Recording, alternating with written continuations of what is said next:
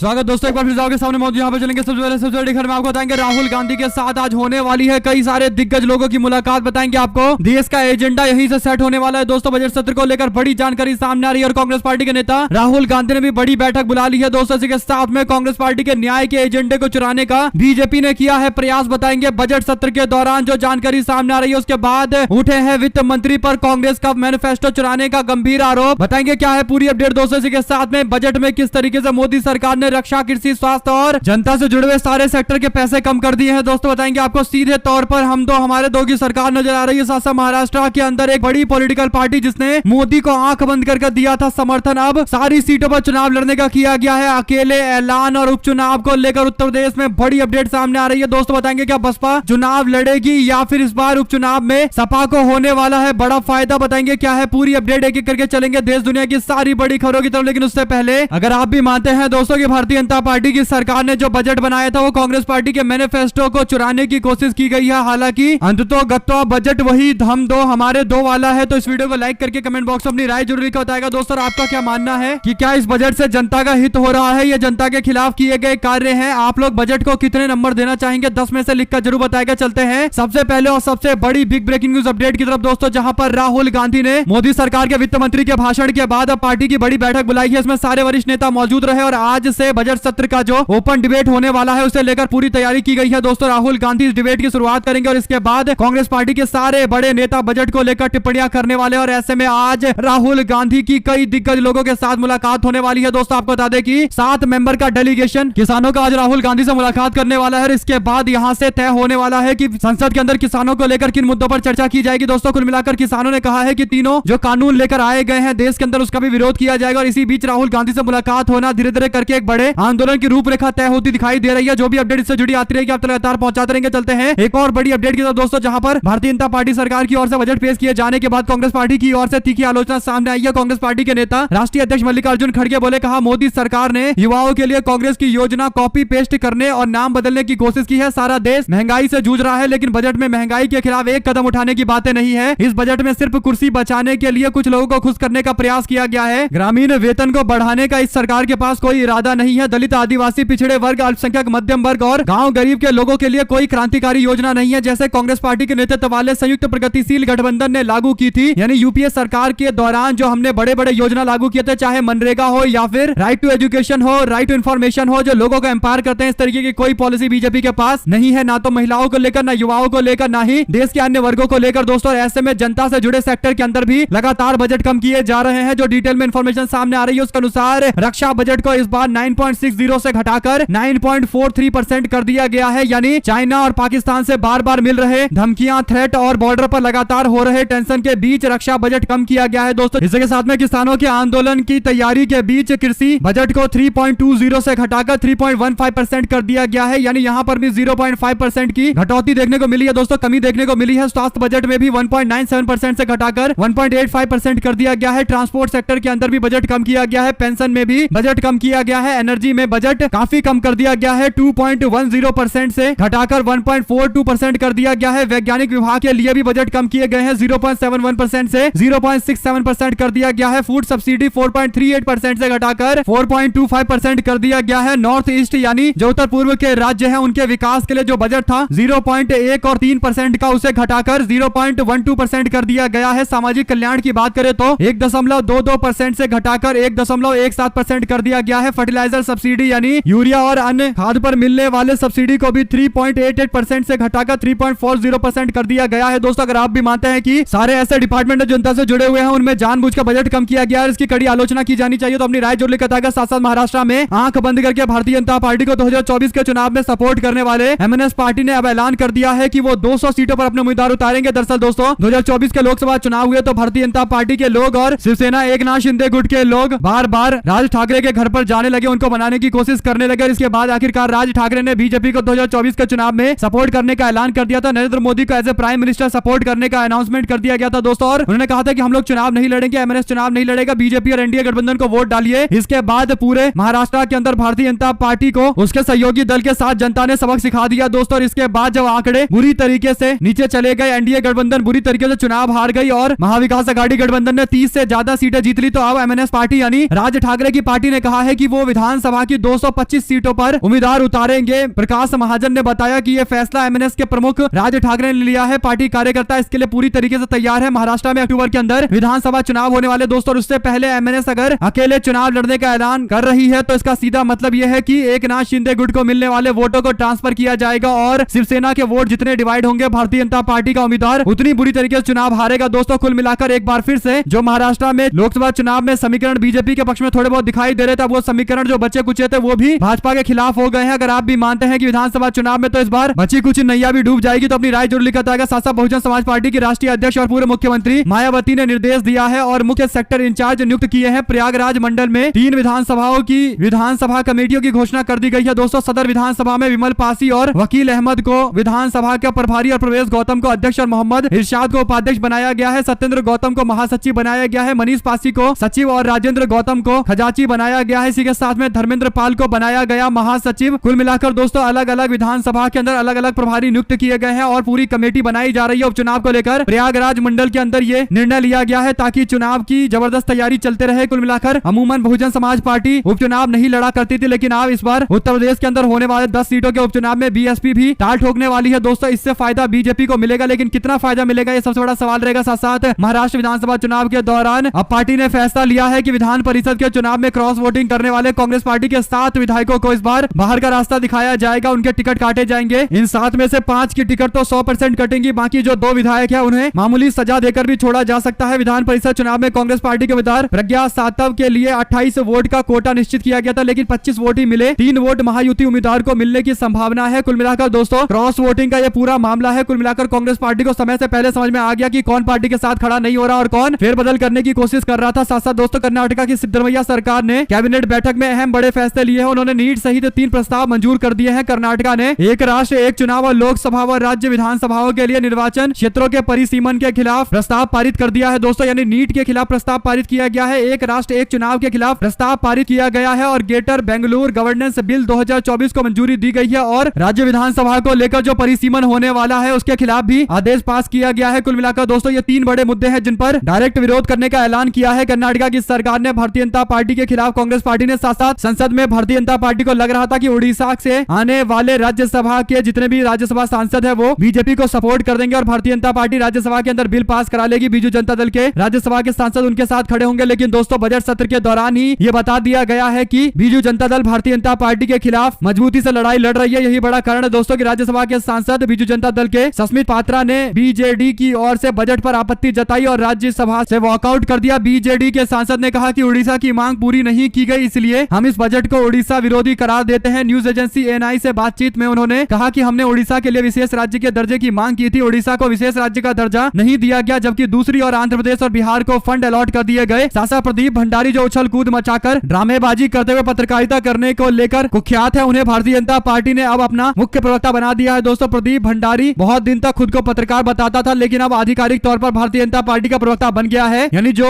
अमूमन टीवी चैनलों पर भारतीय जनता पार्टी की भाषा बोलता था उसको बीजेपी ने ऑफिशियल तौर पर अपना नेशनल स्पोक पर्सन नियुक्त कर दिया है। दोस्तों, इसके बाद लोगों ने तंज कसते हुए कहा कि गोदी मीडिया के बाकी एंकर जैसे रूबिका लियाकत, अंजना ओम कश्यप, चित्रा त्रिपाठी सरीखे लोगों को भी बीजेपी की सदस्यता लेने से कौन रोक रहा है। कुल मिलाकर दोस्तों, कांग्रेस पार्टी के समर्थक और बीजेपी विरोधी नेताओं की ओर से स्पष्ट कहा जा रहा है कि जो पत्रकार आज बीजेपी के लिए बैठकर टीवी चैनलों पर डिबेट इनडायरेक्ट तरीके से करते हैं उनको भी अब भाजपा ज्वाइन कर लेनी चाहिए। कब तक इनडायरेक्ट तरीके से बीजेपी को सपोर्ट में पत्रकारिता के नाम पर केवल चाटुकारिता की जाएगी। साथ साथ दोस्तों, तृणमूल कांग्रेस की ओर से बजट पर रिस्पांस देते हुए कहा गया कि फाइनेंस मिनिस्टर हमारे देश के अंदर एनडीए की सरकार चला रही है। एनडीए का बजट बनाया गया है और एनडीए का मतलब है आंध्रा और बिहार। ये बजट केवल कुर्सी बचाने का आखिरी प्रयास के तौर पर लाया गया बजट है। अगर आप भी मानते हैं दोस्तों कि आंध्र प्रदेश और बिहार को मिले स्पेशल फंड के पीछे यही एक मानसिकता है कि सरकार बचाई जानी चाहिए केंद्र में और इसी के लिए ऐसा किया जा रहा है, तो अपनी राय जो लिखा था। साथ साथ बजट को लेकर कर्नाटक के कांग्रेस पार्टी के नेताओं ने कहा कि यह पूरी तरीके से खोखला था। आंध्र प्रदेश और बिहार को छोड़कर किसी और राज्य के लिए कुछ भी नहीं था। सिद्धरमैया ने कहा कि हमारे राज्य को कुछ नहीं दिया गया। प्रधानमंत्री मोदी को यहां से चुनावों में काफी समर्थन मिला, इसके बावजूद उनको इस राज्य के प्रति कुछ याद नहीं आया और इस राज्य को उन्होंने कुछ भी नहीं दिया। कर्नाटक के लिए बजट की मांगे की गई थी दोस्तों और कई सारे पेंडिंग फंड को रिलीज करने की बातें कही गई थी, लेकिन कुछ भी नहीं किया गया। सिद्धरमैया ने इस पर नाराजगी व्यक्त की है। वहीं पर उत्तर प्रदेश के अंदर पैर जमाने के लिए कांग्रेस पार्टी ने 2027 की तैयारी शुरू कर दी है दोस्तों। इसके लिए संगठन को दुरुस्त किया जा रहा है। विधानसभा सीटों पर संभावनाएं तलाशी जा रही है। इसके लिए पश्चिमी उत्तर प्रदेश के अंदर पार्टी बड़े कार्यक्रम लॉन्च कर रही है। सामाजिक न्याय और युवाओं के मुद्दों के जरिए स्तरीय विधानसभा में उतरने की तैयारी चल रही है। पार्टी के रणनीतिकारों का मानना है कि इन मुद्दों को निरंतर धार देकर वोट बैंक को बढ़ाया जा सकता है। ऐसे में अब मुद्दों के साथ ही संगठनात्मक ढांचे को भी दुरुस्त करने के कवायद शुरू कर दी गई है। पार्टी के प्रदेश महासचिव अनिल यादव की टीम हर जिले में जाएगी और जिला महानगर इकाई के साथ साथ बैठक करेगी। पार्टी विचारधारा को फैलाने के लिए लगातार प्रयास कर रही है। साथ साथ दोस्तों, उत्तर प्रदेश के अंदर ऐसा लग रहा है कि भारतीय जनता पार्टी के अंदर जो दबी हुई आवाजें थी वो आखिर उभर कर सामने आने लगी है। दोस्तों, ऐसा ही एक आवाज है सदर बुलंदशहर के विधायक भारतीय जनता पार्टी के नेता प्रदीप कुमार चौधरी की। उन्होंने एक लेटर लिखा है मुख्यमंत्री योगी आदित्यनाथ को और काली नदी पर गलत रिपोर्ट देने पर भ्रष्ट अधिकारियों के खिलाफ पत्र लिखते हुए कार्रवाई की मांग की गई है। निवेदन करते हुए कहा गया है कि विधानसभा सत्र के दौरान काली नदी पर अवैध कब्जे और काली नदी की सफाई का प्रश्न 3 बार उठाया गया था। सिंचाई मंत्री माननीय स्वतंत्र देव जी से मुलाकात कर उन्हें इस पूरे प्रकरण में अवगत कराया गया। केंद्र सरकार को चिट्ठी लिखी गई। माननीय मुख्यमंत्री योगी आदित्यनाथ ने भी इस प्रकरण का संज्ञान लेकर केंद्र सरकार से मेरे प्रस्ताव पर 90 करोड़ रुपए की राशि आवंटित हुए। जिला समीक्षा बैठक के दौरान माननीय प्रभारी मंत्री और वन्य पर्यावरण और जिला अधिकारियों के समक्ष पूरा विवरण जोर तोड़ से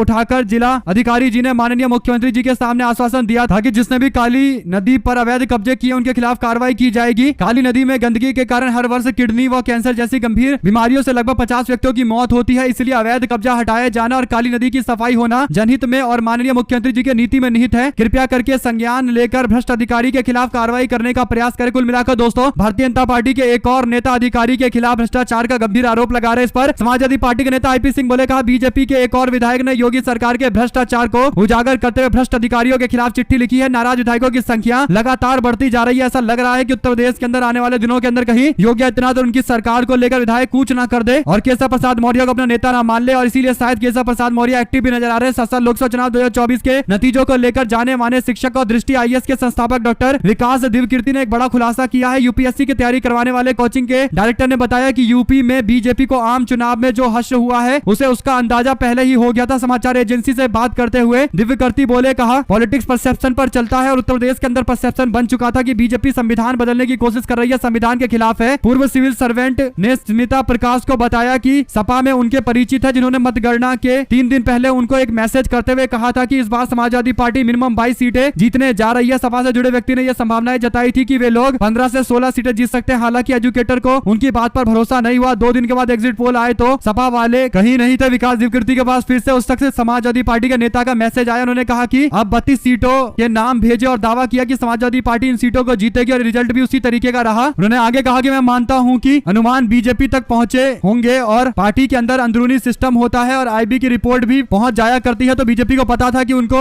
उत्तर प्रदेश के अंदर भारी नुकसान होने वाला है। अगर आप भी मानते हैं दोस्तों कि 24 के चुनाव में समाजवादी पार्टी के कार्यकर्ताओं, नेताओं और रणनीतिकारों ने बता दिया कि स्ट्रेटजी अगर सही से बनाया जाए और इंप्लीमेंट किया जाए तो बड़ी बड़ी पॉलिटिकल पार्टियों को हराया जा सकता है। सारी लड़ाई परसेप्शन की होती है। और अगर आप भी मानते हैं दोस्तों कि समाजवादी पार्टी संगठन के तौर पर काफी मजबूत है तो अपनी राय जरूर लिखकर बताएगा। और इसके इतर कोई और राय हो तो भी लिखकर जरूर बताएगा। उत्तर प्रदेश के अंदर 10 सीटों पर उपचुनाव होने वाले, लेकिन सपा लगभग 1.5-2 महीने से ये काम कर रही है कि उपचुनाव की तैयारी में जुटी पड़ी है दोस्तों। और उसके बाद जब रिजल्ट आते हैं तो मीडिया लोग लगता है कि वो ऐसा कैसा रिजल्ट देख रहे हैं। हकीकत यह है कि समाजवादी पार्टी 2-2 महीने 3-3 महीने पहले से चुनाव की तैयारी कर रही होती है। इसी तरीके से अब 10 सीटों पर उपचुनाव को लेकर कोई अनाउंसमेंट अभी नहीं हुआ। इसके बावजूद कोर संगठन के साथ ही फ्रंटल संगठन के लोगों को काम पर लगा दिया गया है। अखिलेश यादव खुद उपचुनाव वाली सीटों की विधानसभा वार समीक्षा कर रहे हैं। पार्टी की कोशिश उपचुनाव में अधिक से अधिक सीटें जीतकर लोकसभा चुनाव के मोमेंटम को बरकरार रखना है और 27 के चुनाव को लेकर परसेप्शन की सारी लड़ाई जीतनी है दोस्तों। समाजवादी पार्टी के पास अभी 5 सीटें हैं जो बढ़कर 8-9 तक पहुंचने की कोशिश की जा रही है बढ़ाकर। सपा के अध्यक्ष कहते हैं कि बूथवार आंकड़ों की समीक्षा की जा रही है। संगठन पूरी तरीके से जमीन पर सक्रिय है। जल्दी विधानसभा वार प्रभारी भी तय कर दिए जाएंगे। पीडीए की रणनीति संविधान व आरक्षण बचाओ की लड़ाई के साथ हम जनता के बीच जा रहे हैं। उपचुनाव में सभी 10 सीटें हम लोग जीत कर आएंगे। साथ साथ बीएचयू के छात्रों ने बजट पर जताई नाखुशी। छात्र बोले इससे बेहतर बजट बन सकता था। विश्वविद्यालय के अनुसंधान के छात्र विकास मिश्रा ने बजट पर नाखुशी जाहिर करते हुए कहा कि बजट में छात्रों के लिए कुछ विशेष नहीं था। रामाशीष मिश्रा ने कहा कि छात्र को इस बजट से बहुत उम्मीदें थी, लेकिन उसके अनुरूप छात्रों को बजट से कुछ नहीं मिला और यही सबसे बड़ी नाराजगी का कारण है। साथ साथ सिर्फ एक पार्टी को खुश करने के लिए बजट बनाया गया है। ममता बनर्जी ने भी इस पर अपनी राय स्पष्ट की है दोस्तों। उन्होंने कहा है कि यह बजट दिशाहीन है, इसमें कोई विजन नहीं है, सिर्फ राजनीतिक मिशन है। मुझे इसमें कोई रोशनी नहीं दिखाई देती है, सिर्फ अंधेरा दिखाई देता है। यह जन विरोधी, गरीब विरोधी बजट है। यह बजट जनसाधारण के लिए नहीं है, एक पार्टी को खुश करने के अनुरूप बनाया गया बजट है। यह राजनीतिक पक्षपात पूर्ण वाला बजट है। अगर आप भी मानते दोस्तों कि बिहार और आंध्र प्रदेश को स्पेशल फंड दिया जा रहा है और अन्य राज्यों को नेग्लेक्ट करना, यह साफ तौर पर अपनी सरकार, अपनी कुर्सी बचाने वाला बजट मात्र था, इसमें कोई दिशा दशा नहीं है, तो अपनी राय जरूर लिखकर बताएगा। इसके उत्तर अगर आप लोग की कोई और राय हो तो भी लिखकर जरूर बताएगा। साथ दिल्ली दंगों के दौरान पुलिस द्वारा कथित तौर पर पीटे जाने और राष्ट्रगान गाने के लिए मजबूर किए गए मुस्लिम व्यक्ति की मौत के मामले को लेकर लेकर अब सीबीआई जांच करेगी। दिल्ली हाईकोर्ट ने फरवरी 2020 में 23 वर्षीय व्यक्ति की मौत की सीबीआई जांच के आदेश दिए हैं। मृतक फैजान को दिल्ली दंगों के दौरान कथित तौर पर दिल्ली पुलिस के द्वारा लाठी से पीटा गया था। जस्टिस अनूप जय रामभनवानी ने मामले की सुनवाई करते हुए जांच दिल्ली पुलिस से सीबीआई को सौंपने के आदेश पारित किए। कोर्ट ने कहा कि यह घटना घृणा अपराध की श्रेणी में आता है, फिर भी पुलिस की जांच धीमी और अधूरी रही। कोर्ट ने कहा कि फैजान पर हमला करने वाले संदिग्ध पुलिस अधिकारियों को बख्शा नहीं जाएगा। अब देखते हैं इस मामले पर किस तरीके की कार्रवाई की जाती है। दोस्तों, वर्तमान मामले को जांच का हस्तांतरण जरूरी है, ये भी मांग की गई है। यानी दिल्ली पुलिस के द्वारा जो जांच की जा रही है उस पर कई सारे सवाल भी कोर्ट ने खड़े किए हैं। और आपको बता दें कि 2020 में दिल्ली विधानसभा चुनाव के बीच में दिल्ली में दंगे की खबरें सामने आई थी। दोस्तों, सिटीजनशिप अमेंडमेंट एक्ट को लेकर साथ साथ लोकसभा स्पीकर और बीजेपी के सांसद ओम बिरला की बेटी अंजलि बिरला के लिए दिल्ली हाईकोर्ट से राहत की खबर आई है। दरअसल हाईकोर्ट ने सोशल मीडिया पर उन पर पोस्ट को हटाने के आदेश दिए हैं, जिसमें आरोप लगाया गया कि ओम बिरला की बेटी अंजलि बिरला ने अपने पिता के प्रभाव का इस्तेमाल करते हुए यूपीएससी का एग्जाम क्लियर किया था। साथ साथ दोस्तों, लोकसभा चुनाव में हार की टीस या कांग्रेस पार्टी के मैनिफेस्टो की छाप, अलग अलग तरीके के दावे बजट को लेकर किए जा रहे हैं। आपका क्या मानना है, लिखकर जरूर बताएगा। साथ साथ सूरज रेवन्ना को यौन शोषण मामले में सशर्त जमानत मिली है। केस की जांच में सहयोग करने और राज्य छोड़कर नहीं जाने के निर्देश भी दे दिए गए हैं। साथ साथ दोबारा नहीं होगा नीट यूजी की परीक्षा मामले पर सुप्रीम कोर्ट का बड़ा फैसला। सुप्रीम कोर्ट ने नीट यूजी मामले में अपना फैसला सुनाया है। कोर्ट ने कहा कि नीट यूजी की परीक्षा दोबारा नहीं होगी। साथ ही कोर्ट ने माना है कि पेपर लीक की घटना वो पटना हजारीबाग के अंदर हुई थी। साथ साथ चुनाव से पहले कमला हैरिस की बड़ी जीत हुई है। दोस्तों, महज 36 घंटों के अंदर उन्होंने बहुमत जुटा लिया है। यानी ट्रंप के सामने अब सबसे बड़ा मुकाबला अगर कोई देखने को मिलेगा वो ट्रंप वर्सेस कमला हैरिस का होगा। कमला हैरिस औपचारिक तौर पर अभी ओबामा की पार्टी डेमोक्रेटिक पार्टी की ओर से ऑफिशियल तौर पर यानी आधिकारिक तौर पर राष्ट्रपति पद की उम्मीदवार नहीं बनाई गई है, लेकिन माना जा रहा है कि उन्हीं का नाम आगे किया जाएगा, क्योंकि और कोई उनके सामने चैलेंज नहीं है। तो इसका मतलब मुकाबला रिपब्लिकन पार्टी के ट्रंप और डेमोक्रेटिक पार्टी के कमला हैरिस के बीच में राष्ट्रपति पद को लेकर होने वाला है। दोस्तों, नवंबर में डाले जाने वाले हैं वोट और उससे पहले 2 और प्रेसिडेंट के डिबेट होने वाले हैं। यानी राष्ट्रपति पद के उम्मीदवारों के बीच में डिबेट होगा। एक डिबेट जॉय बिडेन और डोनाल्ड ट्रंप के बीच में हुआ था, जिसमें ट्रंप की अच्छी खासी बढ़त देखने को मिल रही थी। और अब 2 और जो डिबेट होंगे उसमें कमला हैरिस और ट्रंप के बीच में मुकाबला होगा। आपका क्या मानना है दोस्तों, दोनों में से किसको अमेरिका का अगला राष्ट्रपति होना चाहिए और जिससे फायदा भारत का भी हो और पूरी दुनिया का भी हो? जो भी आपकी राय हो लिखेगा जरूर। साथ साथ महाराष्ट्र के अंदर कई जिलों में बीते कई दिनों से मूसलाधार बारिश हो रही है। बरसाती बाढ़ सदृश हालात के कारण जनजीवन बुरी तरीके से प्रभावित हुआ है। बीजेपी के महाराष्ट्र प्रदेश के अध्यक्ष चंद्रशेखर बावनकुले ने राज्य के मुख्य चुनाव आयुक्त का ध्यान इस ओर आकर्षित करने का प्रयास करते हुए उपचुनाव को फिलहाल स्थगित करने की मांग की है। सोमवार को राज्य के उपचुनाव आयुक्त